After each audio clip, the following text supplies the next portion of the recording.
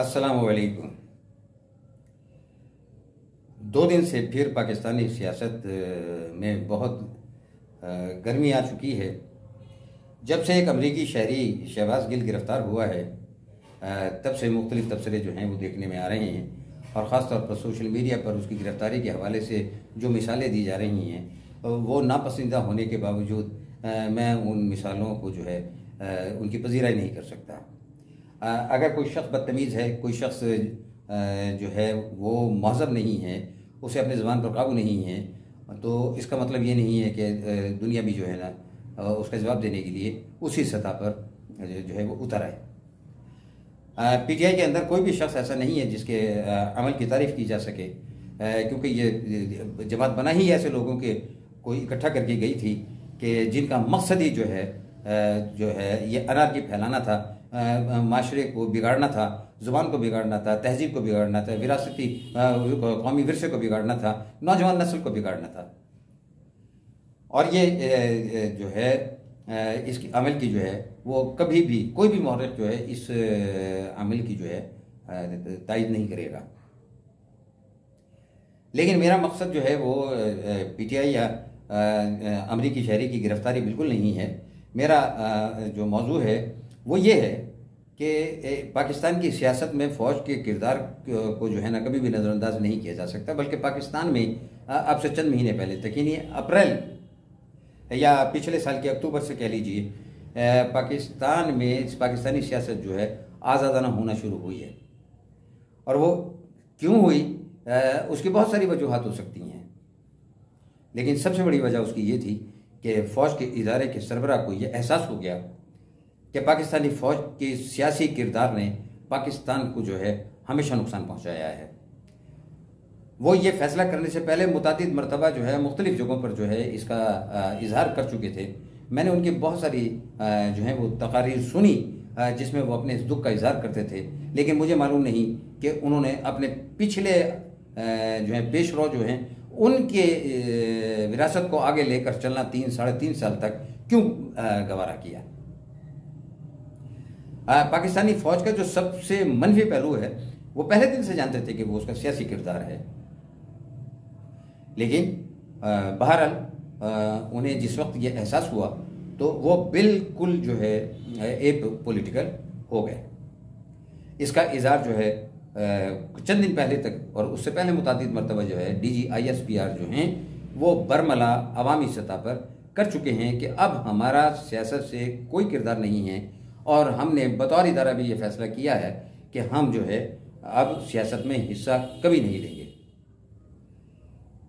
تو مجھ سمیت تمام پاکستانیوں نے جو فوج کے سیاسی کردار سے تنگ آ چکے تھے، اوب چکے تھے، ان کے دل اطمینان سے بھر گئے اور انہوں نے اس فیصلے کو خیر مقدم کیا، اور یہ لائق تحسین فیصلہ ہے بھی صحیح۔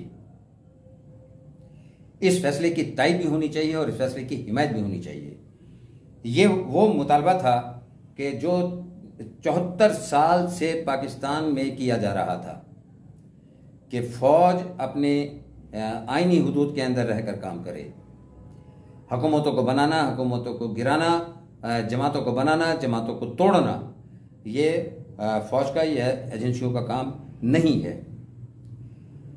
لیکن یہ مطالبہ کرنے والے جو ہیں مصیبتوں کو آواز دیا کرتے تھے، ان کے اوپر ظلم ہوتے تھے، انہیں اٹھایا جاتا تھا، ان پر تشدد ہوتا تھا، لیکن اپنا عمل ختم نہیں کیا جاتا تھا۔ لیکن گزشتہ سال اکتوبر میں یہ احساس بہت مضبوط تر ہو کر جو ہے اس ادارے کے اندر ان کے ذمہ داران کے ذہن میں اترا کہ اینف از اینف۔ اور اب جو ہے 7-8 مہینے کے بعد بھی ہم دیکھ رہے ہیں کہ فوج بطور ادارہ جو ہے وہ ایک نیوٹرل ادارہ بن چکا ہے، اور اگر پاکستان کا یہ ادارہ اسی طرح نیوٹرل رہا تو پاکستان میں بہت جلد جمہوریت جو ہے وہ جڑیں پکڑ جائے گی، کیونکہ ابھی تک جو بھی آپ کے سامنے ایک سیاسی قیادت ہے وہ سب اسی ادارے نے بنا کر میڈیا کے ذریعے آپ کے ذہنوں میں ٹھونسی تھی۔ زیادہ پاکستان کی تو تاریخ یہ بھی بہت مختصر ہے، تو آپ اٹھا کر دیکھ لیجئے کہ ضیاء الحق نے MQM بنا دی، مسئلے کی جماعتیں بنا دی، فرقہ وارانہ جماعتیں بنا دی، پاکستان کو غیر جماعتی بنیادوں پر الیکشن کروا کر وہ جو ہے برادری ازم اور لسانیات اور جو مالی بدعنوانی کا جو ہے ایک مرکز بنا دیا، جو آج بھی پاکستان کی جڑوں کو کھوکھلا کر رہا ہے۔ انہی کے دور کے اندر یہ جو ہیروئن کلچر اور یہ جو افغان کلچر اور پتہ نہیں کون کون سے کلچر جو ہیں وہ پاکستان میں در آئے، انہی کے دور میں منافقت، جھوٹ اور منافقت جو ہے اور دین جو ہے استحصال کرنے کے لیے استعمال کیا گیا۔ پاکستان کے آئین کے اندر ایسی دین کے نام پر ایسے شقیں ڈالی گئیں جو خود دین کا مذاق ہیں۔ اور یہ پاکستان پیپلز پارٹی کے حوالے سے میں آپ کو ایک مزے کی بات بتاؤں کہ پاکستان کے 3 مارشاء اللہ کے بعد جو اقتدار آنے والی جماعت ہے وہ پیپلز پارٹی ہے، اور پیپلز پارٹی اب تک 3 مارشاء اللہ کے جو ہے نا وہ گند صاف کر چکی ہے۔ پتہ نہیں مجھے اس پر اس کی تعریف کرنی چاہیے یا اس پر مجھے جو ہے خاموشی اختیار کرنی چاہیے کہ جب 16 دسمبر 1971 کو جو ہے پاکستان دو لخت ہو گیا اور معاملات جو ہیں یحییٰ خان کے ہاتھ سے نکل گئے، تو ان موصوف نے جو ہے وہ اقتدار خاموشی کے ساتھ ذوالفقار علی بھٹو کے حوالے کر دیا۔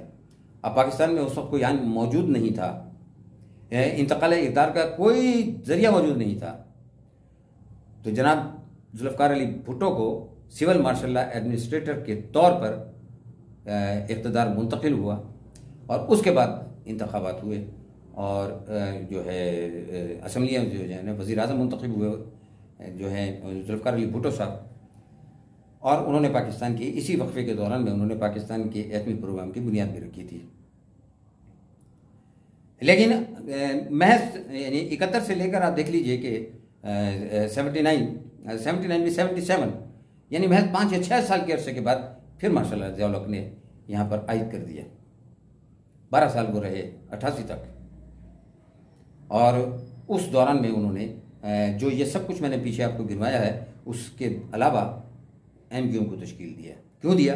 کہ وہ جو ہے جو مضبوط سیاسی جماعتیں تھیں جو عوام میں جڑیں رکھتی تھیں، جماعت اسلامی جیسی پاکستان جو ہے نورانی صاحب کی جو جماعت تھی علماء پاکستان، تو اس طرح کی جو ہیں سیاسی جماعتوں کا راستہ روکنے کے لیے لسانی بنیاد پر جو ہے MQM کا جو ہے کھڑا کر دیا گیا۔ اور بعد میں MQM کے ساتھ کیا ہوا اور خود MKN نے اپنے ساتھ کیا کیا وہ آج بھی آپ کے سامنے ہے۔ بات پھر یہیں نہیں رکی، اس کے بعد جو ہے 1988 میں 17 اگست 1988 کو آپ کے سامنے ہے کہ ضیاء الحق جو ہیں ایک طیارے کے حادثے میں اس دنیا سے رخصت ہو گئے۔ اس کے بعد پھر پیپلز پارٹی کی حکومت آئی، بے نظیر شہید جو ہیں وہ وزیر اعظم بنی، اور انہوں نے پھر ضیاء الحق کے گند کو صاف کرنے کی کوشش کی۔ جو ہیں وزیر اعظم جو ہیں 2 مرتبہ بے نظیر صاحبہ وزیر اعظم بنی، اور 2 مرتبہ جو ہیں نواز شریف صاحب جو ہیں وہ وزیر اعظم رہے، اور ان کی حکومتوں کے اوپر جو ہے وہ یہی مختلف الزام لگا کر جو ہے انہیں 2 ڈھائی 3 مہینے سال کے بعد جو ہے اسے توڑ دیا جاتا تھا۔ اب جناب مشرف صاحب آ گئے، تو اب ادھر مشرف آئے ادھر دوبارہ پھر افغان مار جو ہے نا وہ شروع ہوگی، اور ان کی کتاب اگر مشرف صاحب کی پڑھیں گے تو آپ کو اندازہ ہوگا کہ کوئی مہذب شخص وہ کتاب لکھ ہی نہیں سکتا۔ یہی ہمت ہے اس پرویز مشرف کی کہ اس نے اپنے تمام جرائم جو ہیں وہ اس کتاب کے اندر خود ہی لکھ دیے۔ تو انہوں نے بھی یہاں پر سیاسی جماعتیں بنانے اور بگاڑنے کا سلسلہ جو ہے نا وہ جاری رکھا۔ MQM بنائی، ووٹ پورے نہیں ہوئے تو جو ہے Patriot Pakistan Peoples party Patriot جو ہے وہ بنائی، اور اس کے علاوہ جو ہے اس سے پہلے جو ہے یعنی IGI بھی بن چکی تھی انہی ادارے کی طرف سے، اور بھی کئی جماعتیں یعنی قاف لیگ بنی، پیٹریوٹ ہے، ایک جو ہے ملت پارٹی بھی بنی تھی۔ یہ سب ہوتا رہا، آپ کے آنکھوں کے سامنے ہوتا رہا۔ جو بولتے تھے وہ غدار تھے، اور ان کے نمائندے آ کر جو ہے نا سوشل میڈیا کے اوپر گراف بنا کر دائرے بنا کر صرف یہ سوال اٹھانے والوں کو کہ فوج کا سیاسی کردار نہیں ہے، فوج کو یہ نہیں کرنا چاہیے، فوج کو یہ نہیں کرنا چاہیے، ان کو آ کر بتایا کرتے تھے کہ یہ غدار ہیں، اور ڈھونڈ کر یعنی جتنے بھی بد کلام لوگ تھے، جتنے بھی کمزور کردار کے لوگ تھے، ان سب کو میڈیا میں ٹھونسا گیا، ان سب کو سیاست میں لایا گیا، اور سب سے بڑا جرم جو ہے وہ پی ٹی آئی کی تشکیل ہے. یعنی اس کے لیے تو کوئی اخلاقی معیار برقرار ہی نہیں رکھا گیا. جتنا بھی گند تھا، جہاں بھی جو گند دستیاب تھا، اپنے قابو میں رکھنے کے لیے اسے اکٹھا کر کے بھانمتی کا ایک کنبہ جو ہے نا وہ جوڑ دیا گیا. اور وہ اس نے کیا گل کھلائے اس پر میں بات کرنے کو تیار ہی نہیں ہوں، کیونکہ کوئی قابل ذکر بات ہے نہیں. جنہوں نے یہ سب تجربہ کیا تھا انہیں کو یہ احساس ہو گیا کہ ہم، اور یہی وہ سنگین غلطی تھی جس پر احساس ہوا کہ ہمارے فیصلے غلط ہیں. اور اب ان فیصلوں کو واپس لینے کا وقت ہوا چاہتا ہے. اگر وہ ادارہ کہتا ہے کہ ہم جو ہے اے پولیٹیکل ہیں، تو میں چاہوں گا کہ ہم سب مل کر بطور قوم جو ہے ان کے اس فیصلے کی تائید کریں، اور ان کو دوبارہ سیاست میں گھسیٹنے والوں کے ساتھ جو ہے ہم ہمدردی نہ رکھیں، ان کی مذمت کریں اور انہیں ہی اب ذمہ دار ٹھہرائیں. پہلے تو ہمارے پاس یہ جواز تھا کہ جناب فوج یہ کرتی ہے، لیکن اب اگر فوج کہہ رہی ہے کہ ہم سیاست میں نہیں آئیں گے، لیکن ایک گروہ کہتا ہے کہ نہیں آپ سیاست میں آئیں گے اور ہمارے لیے آئیں گے، تو اب اس گروہ کو پہچاننا آپ کا کام ہے. اور میں یہاں پی ڈی ایم کی قیادت سے بھی یہ بات کروں گا کہ وہ کسی بھی معاملے میں مدد طلب کرنے کے لیے کبھی فوج کی طرف نہ دیکھیں. اگر وہ اے پولیٹیکل ہیں تو ان کو اے پولیٹیکل رہنے دیجئے، ان سے وہی کام لیجئے جو آئین میں ان کا درج ہے. سیاسی معاملات اپنے خود نپٹائیے، اپنے معاملات، اور خود جو ہے اگر سیاسی ماحول کو ٹھیک کرنا ہے تو آپ سیاسی مذاکرات کو جو ہے ترجیح دیجئے. آپ ایک دوسرے سے گفتگو کرنے کا دروازہ کھولیے، ایک میز پر بیٹھیے. سیاست جو ہے وہ ناممکنات کا کھیل نہیں ہوتا، بلکہ ناممکنات کو ممکن بنانے کا کھیل ہے. پاکستان فوج کے ذریعے بہت چلا لیا گیا، عوام کے ساتھ بہت ناانصافی ہو گئی، انصاف جو ہے ہمارے ہاں عنقا ہو گیا. زندگی پاکستانی عوام کی جو ہے وہ اب انتہائی قابل رحم ہو گئی، پیتھیٹک جس کو کہتے ہیں نا، وہ ہو گئی ہے، صرف آپ لوگوں کے کندھے فراہم کرنے کی وجہ سے.